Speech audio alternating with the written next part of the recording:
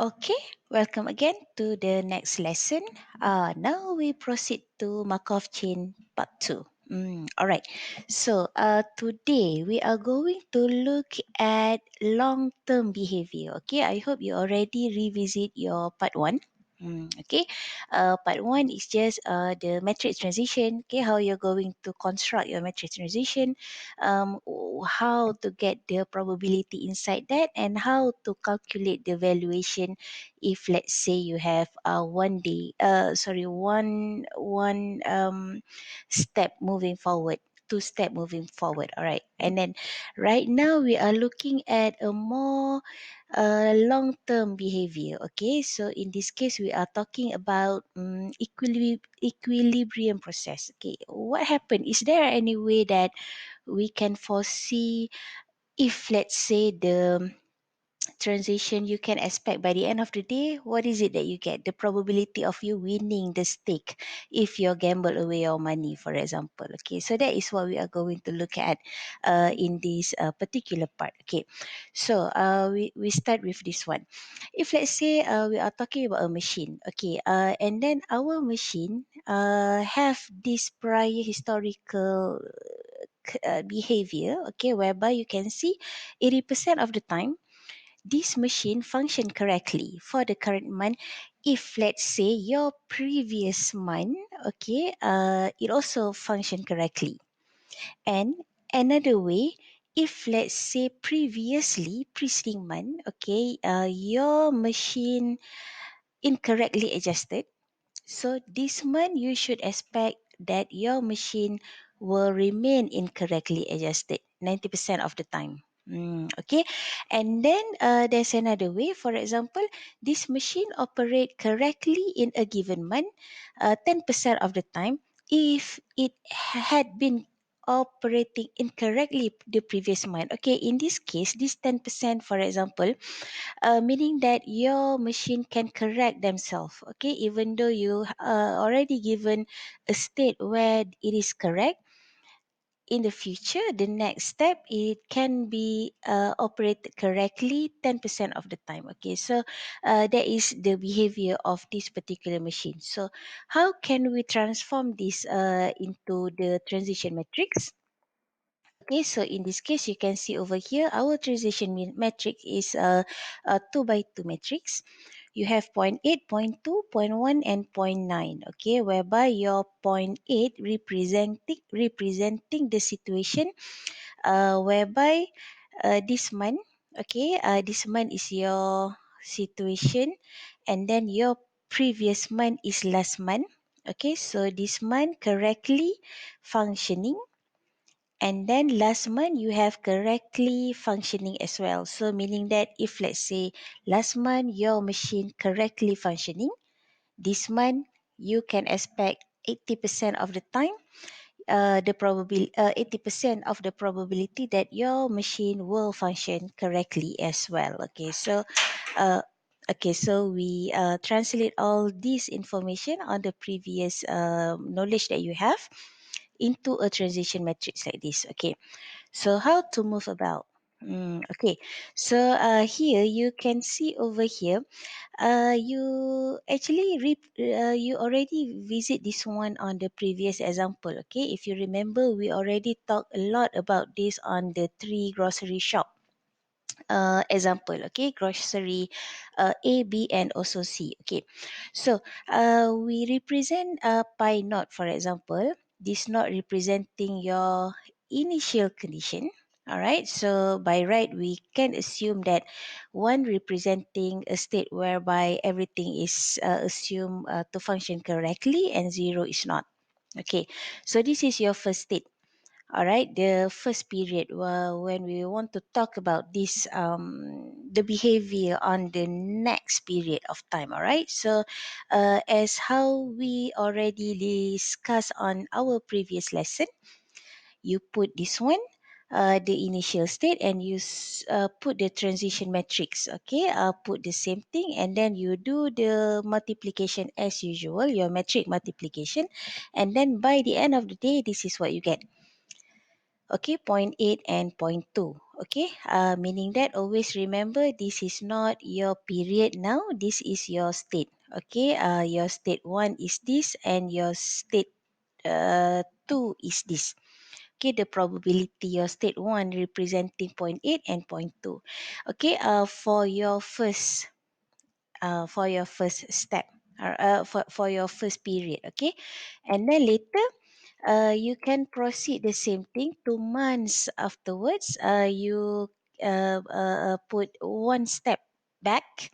Okay, one step back, meaning that you are using this pi 1p, and then this one you take the previous pi 1 value, and then you have p, the transition matrix, and then you can see over here it reduces quite significantly from our previous period pi 1, isn't it? Okay, because as you remember from the previous calculation, your pi 1 is 0.8 and 0.2.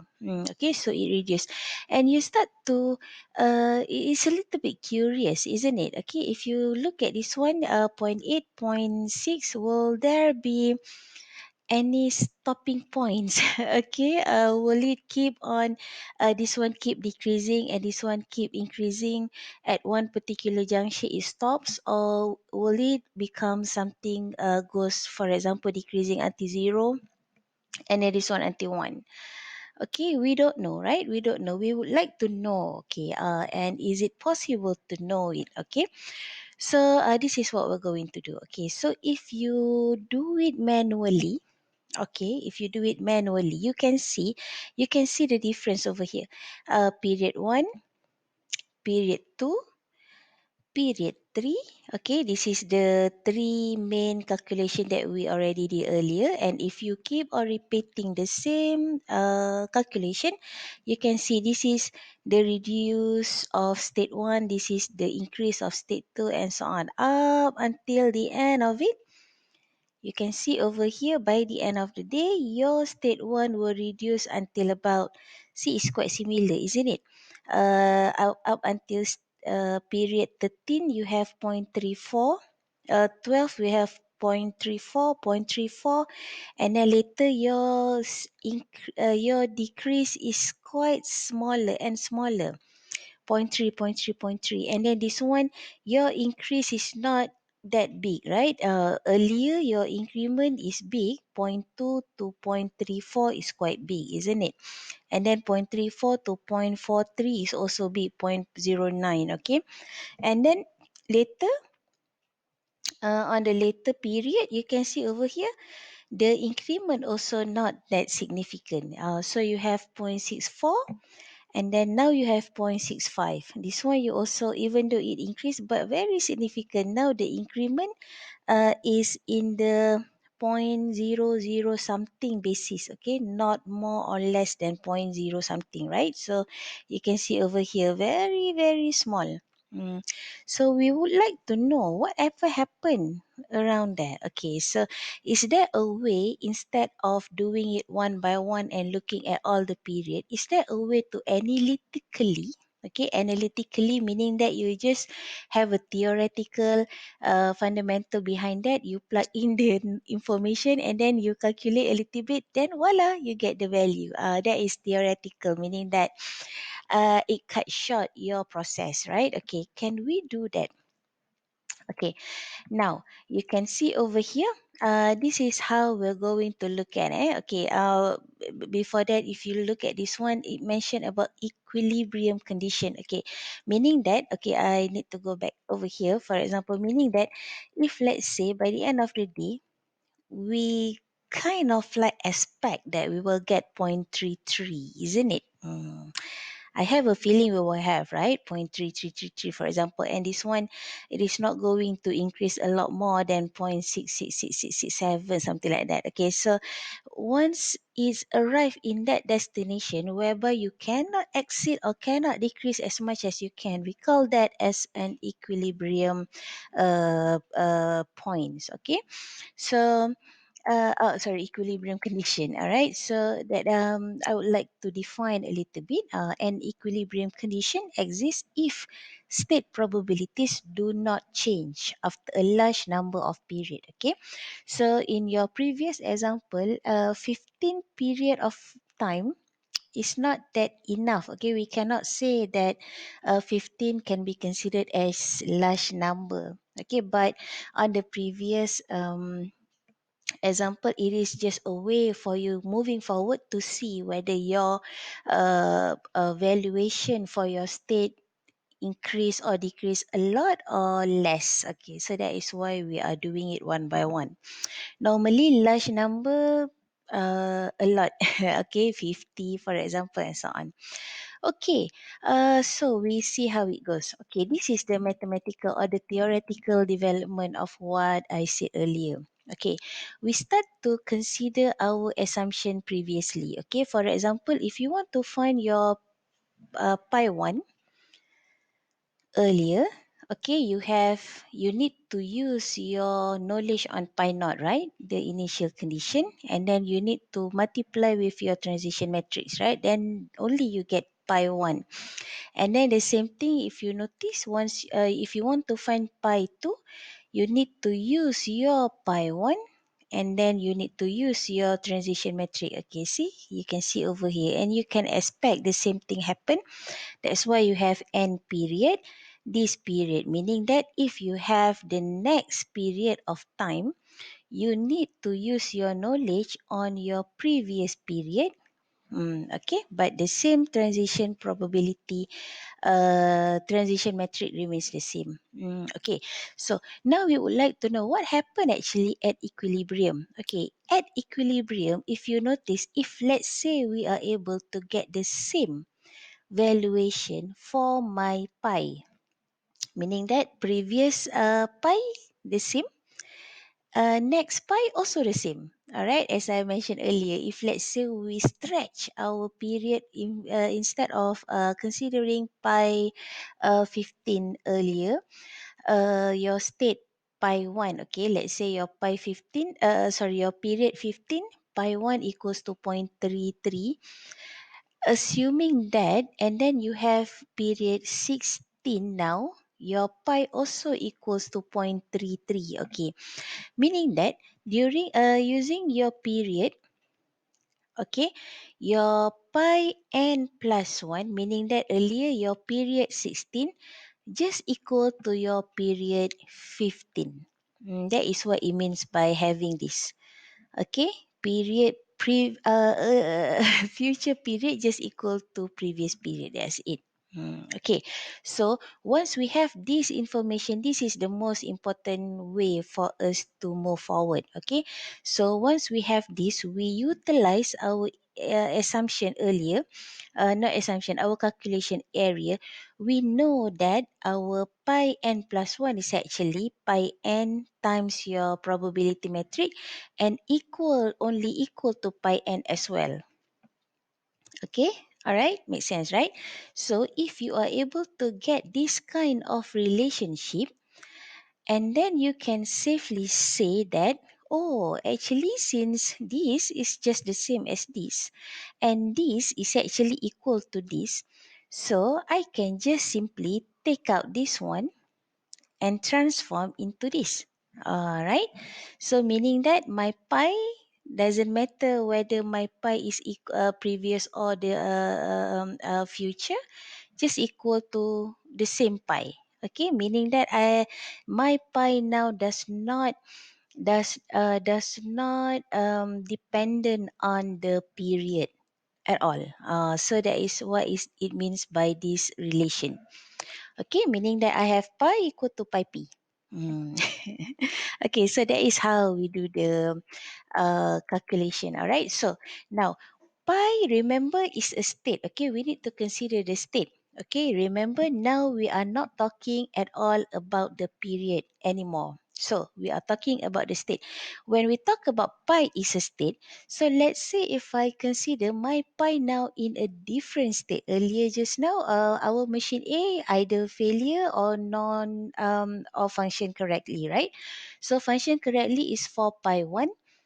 not function correctly is 4 pi 2. Okay, so when I put that into my theoretical analytical solutions, so I can just put pi 1 because you know your state is just a vector, isn't it? A vector meaning that you can include all the information inside one vector, one row items of vector.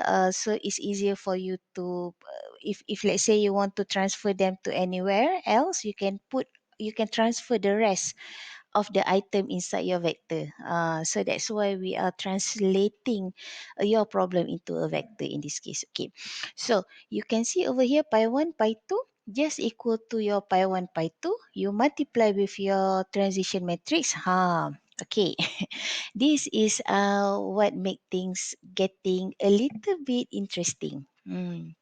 And you need to use your earlier knowledge on previous multiplication knowledge as well.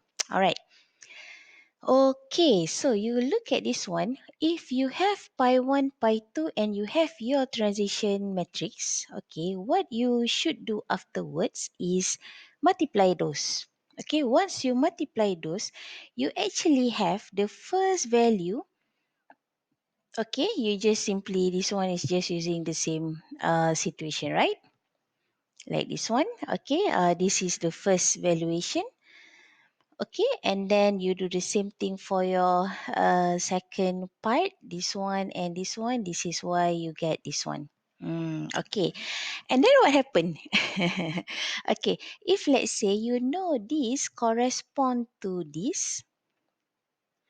Okay, remember a vector because we are talking in a vector form. So this correspond to, sorry, this correspond to this.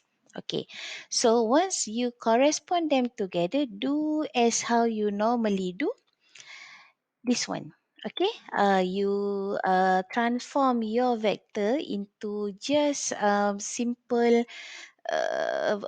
valuation of equation, simultaneous equation, right? You have this is just transforming your vector on your left hand side with the vector on your right hand side, the element of inside your vector, the first element, the second element.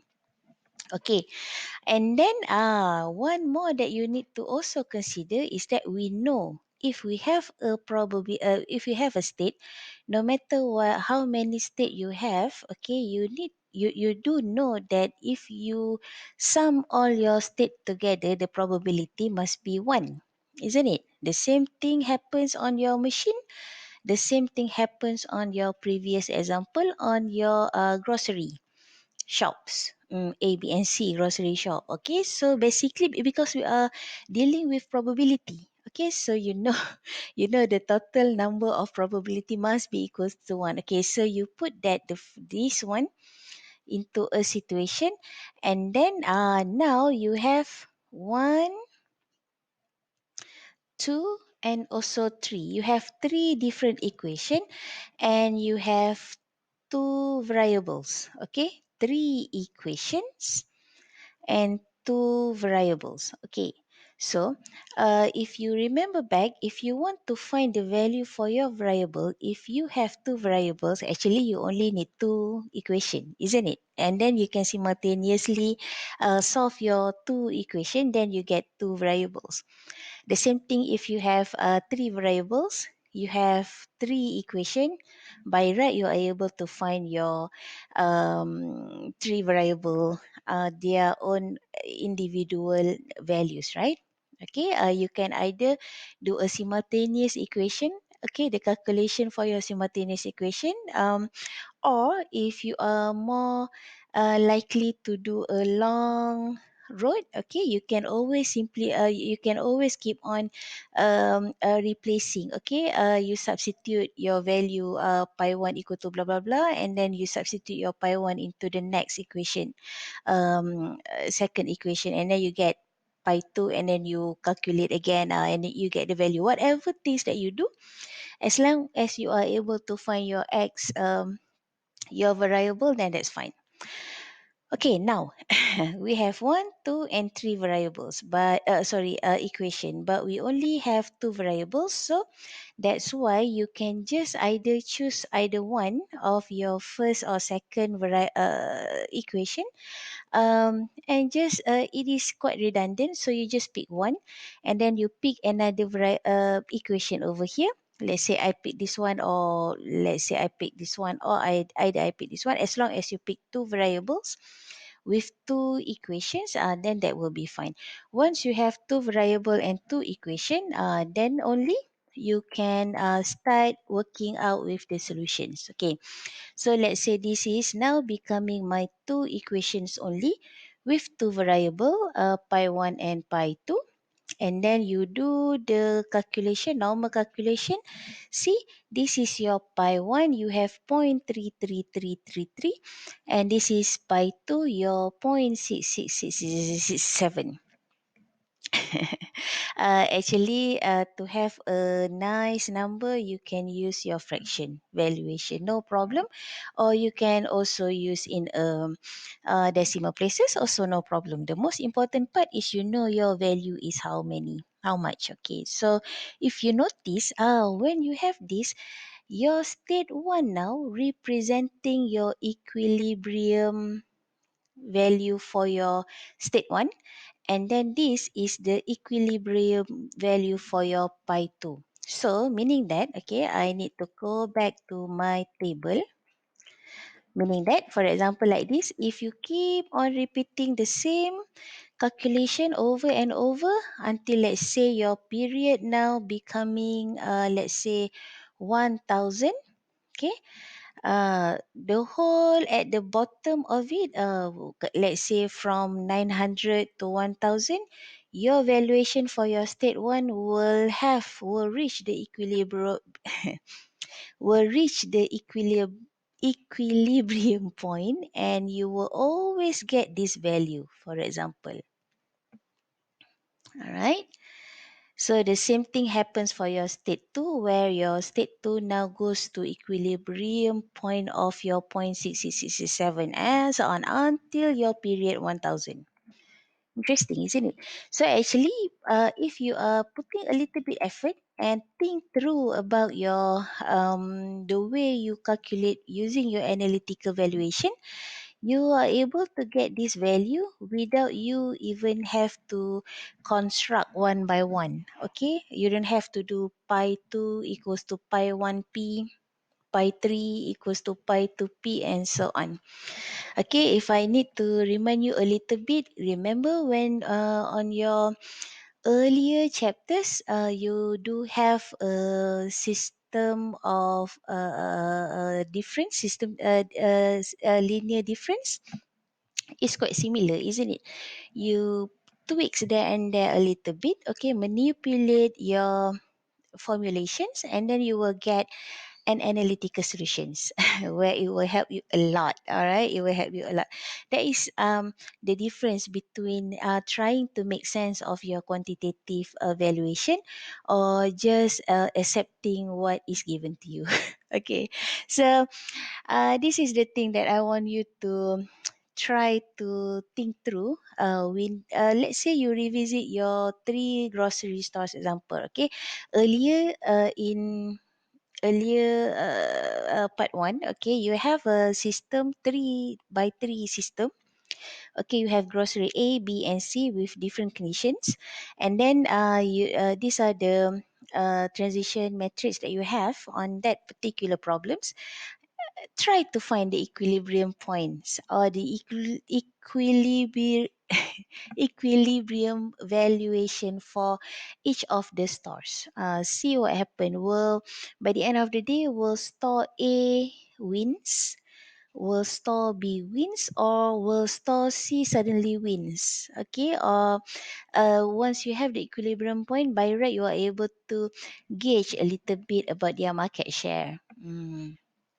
But again, if you feel like, oh, so this is an easy answer for my solutions, meaning that by right, if let's say uh, I want to park my money into a company, for example, okay, if let's say you have extra money, I can just use this system, and then I can just make some calculation prior, and by right I know by the end of the day, this company A will win big. And then I just need to put money in this company A. Okay, so I need to remind you again, because this one you always have to remember the earlier assumptions that we already put in place. Okay, that is the main a little bit of a drawback about this mathematical formulation that we consider. Okay, because our assumption is so idealistic. Okay, but in a real world, the idealistic part we only able to get about, if let's say what, 40%, if we are able to follow 40% of the assumption, it is very very good enough. Okay, so by right, if let's say you really want to work on it to gain it into your benefit, you have to make sure that you also take into consideration um, the not idealistic assumptions that already display here. Okay, that is something that you really really need to work on. All right, so basically, if you already have the answer, you can just simply jot down in the comments below.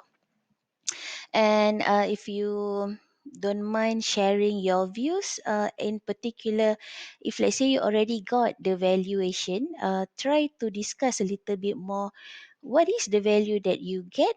What does that reflect in your valuation and in your assessment of the companies? Okay, so that everyone can also share their opinion, and you can have a very blunt and also honest discussion, because we are very it is very good to have a very open discussions that will help your mind to grow.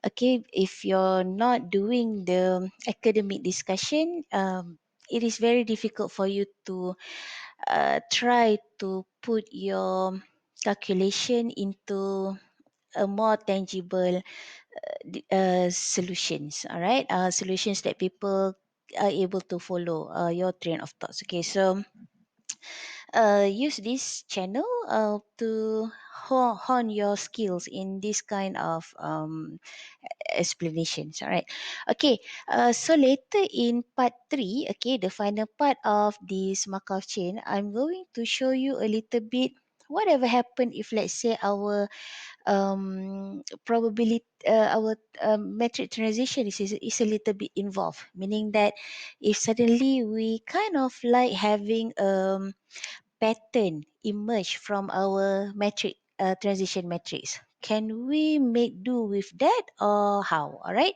so I'll see you guys on the next video. I hope you enjoy and understand my video presentation for part 2. So all the best.